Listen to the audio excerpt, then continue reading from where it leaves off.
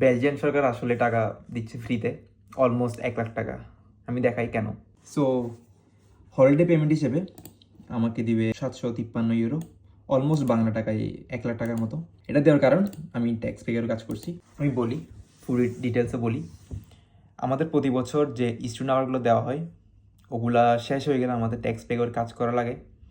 So almost 26% আমাদের tax দেওয়া লাগে।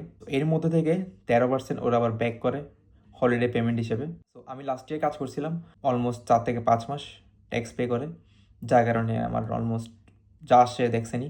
তো আমার 700 ইউরো আসছে, বাংলা টাকায় 90 থেকে 1 লাখ টাকা। বাট আমার অনেক ফ্রেন্ডের আসছে 1,20,000, 1.5 লাখ, কারণ ওরা কাজ বেশি করছে।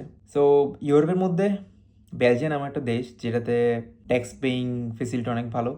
যারা এখানে ফুল টাইম এমপ্লয়ি আছে, ইন্টারন্যাশনাল স্টুডেন্ট হিসেবে বা ইমিগ্রেন্ট যারা আছে, ওদের অনেক ফেসিলিটি, কারণ ওদের বাচ্চা কাচ্চারা এখানে ইউরোপিয়ান স্টুডেন্টদের মতো কম টাকায় পড়তে পারে।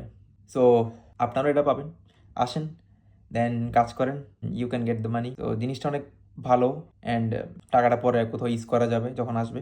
এটা প্রতি ফাইন্যান্সিয়াল ইয়ারে আমাদের ব্যাক দেওয়া হয় মেতে।